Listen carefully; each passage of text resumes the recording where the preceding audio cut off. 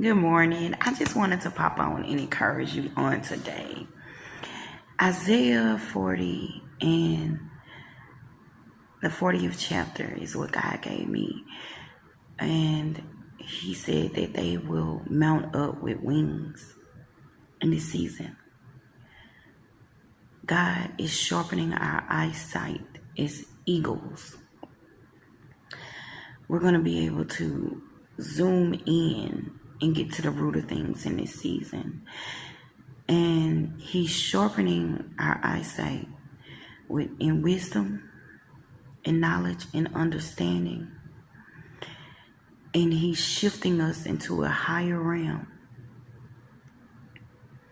He's taking us in a realm where we'll be able to see things coming. We'll be able to see things dead on. And I just see a great shift, a great shaking coming. So I just wanted to encourage you. I was reading, he gave me Isaiah the 40 and 30 verse, how they will mount up on wings. But I always like to go back and get to the root of things. So I went back and I began to go back to the beginning, because I like to get in to the deepness of what God is really saying.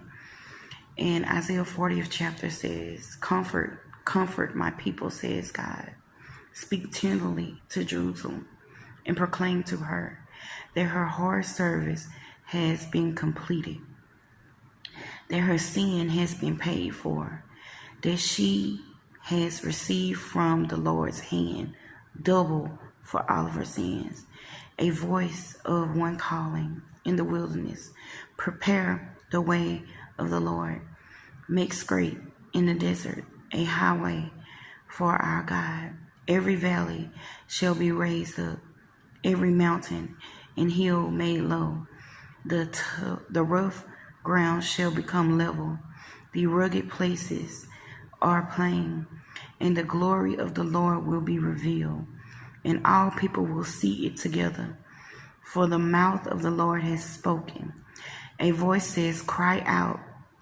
And I said, what shall I cry? All people are like grass, and all their faithfulness like the flowers of the field. The grass withers and the flowers fall, because the breath of the Lord blows on them. Surely the people are grass.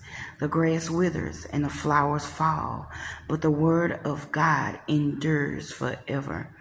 You shall bring good news to Zion. Go up on a high mountain. You shall bring good news to Jerusalem. Lift up your voice and shout. Lift it up. Do not be afraid. Say to the towns of Judah, here is your God. See, the sovereign Lord comes with power, and he rules with a mighty arm. See, his reward with him, and his recompense accompanies him. He tends his flock like a shepherd.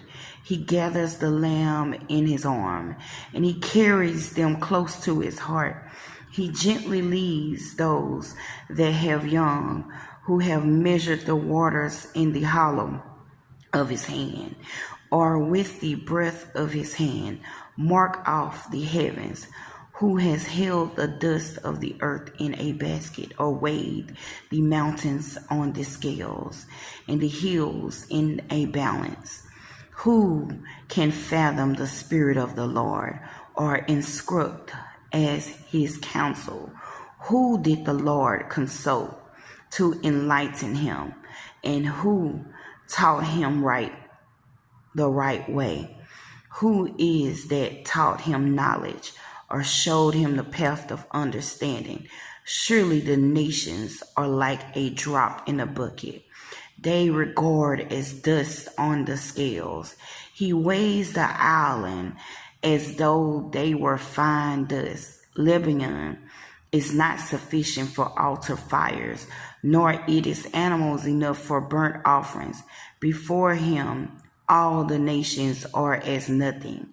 They are regarded by him as worthless and less than nothing.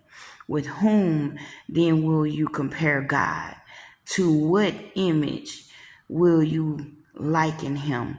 As for an idol, a metal worker casts it, and a goldsmith overlays it with gold, and fashions in silver and chains for it. A person too poor to present such an offering. Select woods that will not rot. They look for a skilled worker to set up an idol with not topple. Do you not know? Have you not heard? Has it not been told from the beginning that you do not understand since the earth was founded? He sits enthroned above the circle of the earth, and its people are like grasshoppers. He stretches out the heavens like a canopy, and he spreads them out like a tent to live in. He brings princes to naught and reduces the rulers of the world to nothing. No sooner are they planted, no sooner are they sown, no sooner do they take root in the ground. Then he blows on them and they wither, and a well wind sweeps them away like a shaft. To whom will you compare me? Or who is my equal, says the Holy One. Lift up your eyes and look to the heavens, who created all these things.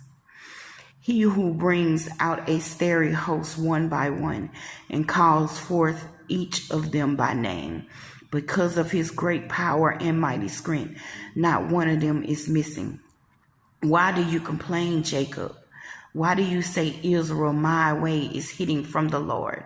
My cause is disregarded by my God. Do you not know? Have you not heard? The Lord is the everlasting God and the creator of the ends of the earth. He will not grow tired or weary, and his understanding no one can fathom. He gives strength to the weary and increases the power of the weak. Even youth grow tired and weary, and the young men stumble and fall. But those who hope in the Lord, he will renew their strength. They will soar on wings like eagles. They will run and not grow weary. They will speak and not faint. So I hope that this encourages you today, that God is taking you to a higher realm in him. You will mount up with wings. You will soar higher in wisdom, higher in insight, higher. God is taking us higher in him. So I encourage you today to take flight. Take flight in your worship. Take flight in how we serve. Take flight. God is calling you to a greater realm in him. Don't give up. Don't grow weary. You got to trust this process. It may not be easy, but it's going to be worth it. If you faint not, don't grow weary. Don't give up. Trust God and know that it's all going to work out in your favor. It is going to work out in your favor if you trust him. I want to read this to you one more time. They will soar on wings like eagles. That's a higher realm in God. They will run and not grow weary. See, when you're so busy soaring higher than what the enemy is trying to bring you down to that low place, you don't have time to get on his level. You don't have time to grow weary because you're busy taking flight into your rightful place. And then, yes, it's not going to be easy. It's not going to feel good. It's not going to sometimes look good. but you got